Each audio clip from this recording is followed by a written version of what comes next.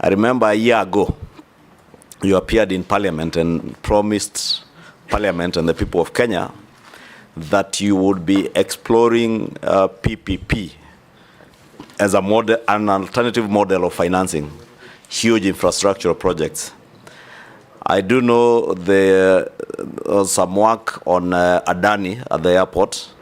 Would want to hear whether this is a Kipchumba Murkomen who has been accused on social media of selling, in quotes, our airport. Did you or did you not sell our airport? And who did you sell to?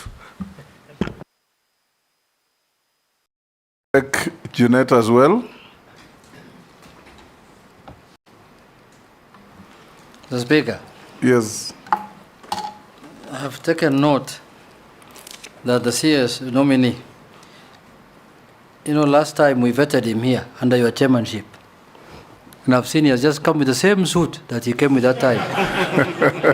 I have the picture with me here in my phone, Mr. Speaker. I was waiting for a different one. It's the same suit? The same suit and the same tie.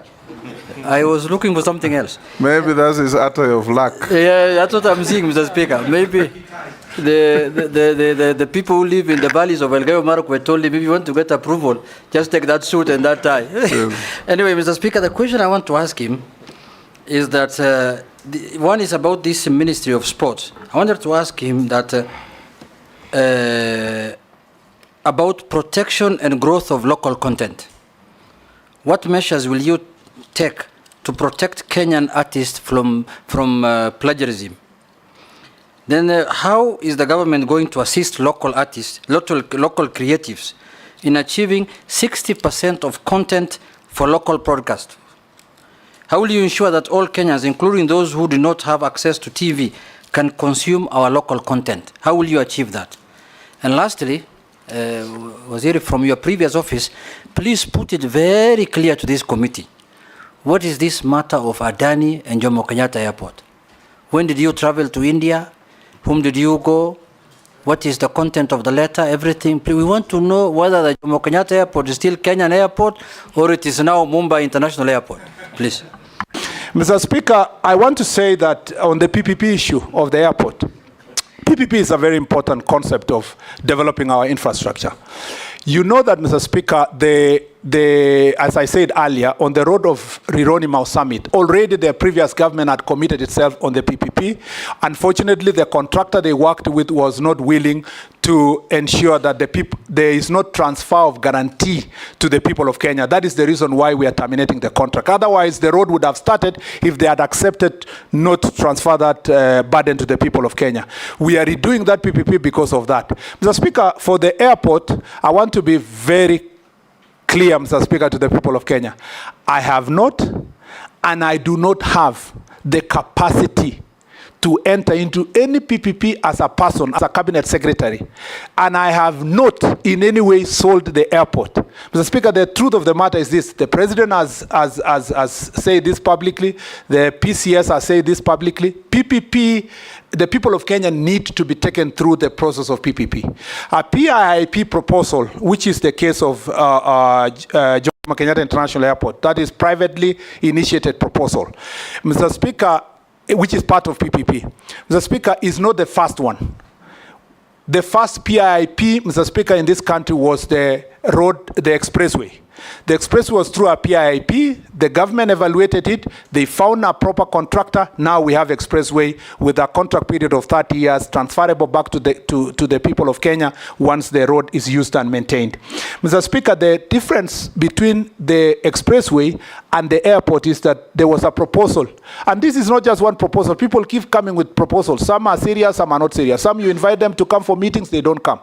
When a PIIP proposal has been done, the contracting authority, in this case Kenya Airports Authority, goes through a preliminary process of establishing the viability and the verifying the existence of the company, the capacity, and so forth. Once they do the preliminary process, Mr. Speaker, as the case is in Jomo Kenyatta International Airport, that process now moves to PPP committee.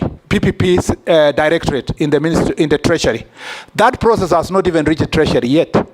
What Kenya Airports Authority was to do is to first establish the relationship with the proponent.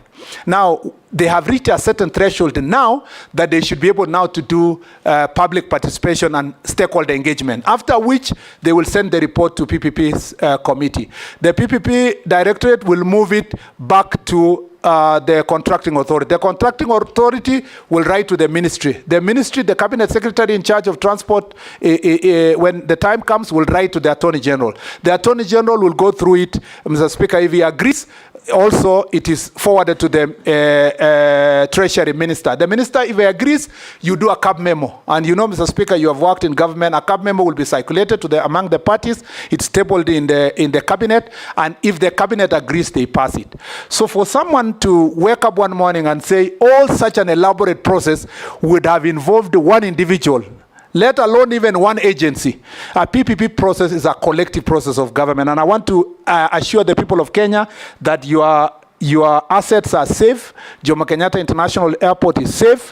When this process advances, and I hope it advances, we will get to the level where we will make sure that the product that we get is going to benefit the people of Kenya. One thing I want to assure you, the first thing I did was to resolve the dispute that was there. There was a claim of 20 billion shillings hanging on KAA. Through negotiation and mediation, we made sure that we negotiated out and only we are paying 600 million shillings. Mr. Speaker, that now the airport is ready for investment, ready to receive investment, like other airports. Once we are done with that, Malindi, for example, where Honorable Baya comes from, Mr. Speaker, has got funding from Italian government, and we are able to get funding from Italian government to build a modern airport in Malindi. This is how we should move. If we succeed to get PPP in Jomo Kenyatta, and again, another thing I want to assure Kenyans, where the proponent will build the terminal is the only size of land, maybe 20, 30 acres. It's not the 1,000 acres, the total acres of Jomo Kenyatta International Airport. It's only a small section that will be concessioned where the proponent will build the terminal. And we need it. Otherwise, if we don't need it, Mr. Speaker, if we don't do it, we will become, Mr. Speaker, the last in this region. Ethiopia has defeated us.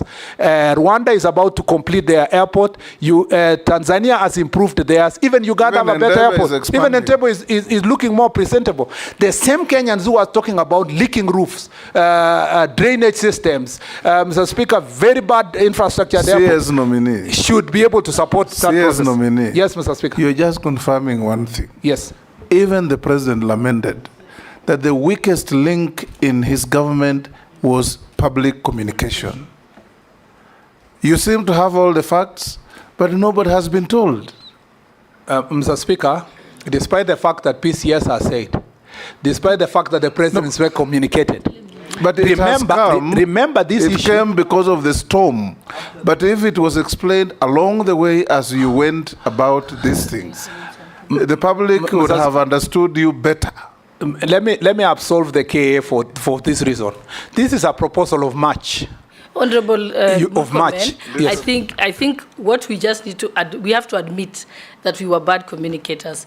Just assure Kenyans that you will communicate better in your next assignment, and that you'll advise your successor to ensure that this message you have given us today of the great work you have done will go out to be known by the public. We can now. Yes, Junet. Mr. Speaker, I agree with you. You see, Jomo Kenyatta is the biggest airport in the country. In the region. In the region, actually. And that's the biggest, one of the biggest assets Kenyans have. You want to go PPP with it. And Adani has written a letter saying that he wants to go PPP. You are not informing Kenyans that Adani, a man called Adani, has written to us. And you expect Kenyans to keep quiet. And they can see the airport was almost going. They will not keep quiet. They will not keep quiet. Mr. Anyway, Speaker, let's move on. For the record, let me just say for the record. You are being evaluated for Minister for Sport. So let's move to sports. But my integrity on this issue is important. We move on. That, Mr. Speaker, this is a proposal of March this year. Before you communicate to the people of Kenya, you always get every year 2-3 proposals. As a matter of fact, I can confess, we've received, for airports in Kenya, we've received more than 20 proposals when I was in office. But you keep evaluating to see who is a joker, who is a serious person. Once you achieve a certain threshold, the public participation engagement is done, which was supposed to be done from this July. But, Mr. Speaker, it coincided with the time that the president made the changes, when we were now supposed to do this. Number two, More than 5 times, I have communicated PPP on Jomo Kenyatta International Airport through Parliament. Several times I've been asked this question, and I've said there are proposals that we are working on, looking at, and we will communicate to the public about the PPP. So, Mr. Speaker, the time had not reached for us to make that public. You've made the point. The last thing I want to say is that Honorable Junet talked about protection of local content. I think, Mr. Speaker, we just need to be serious as a country. We need to implement our intellectual property laws, Mr. Speaker.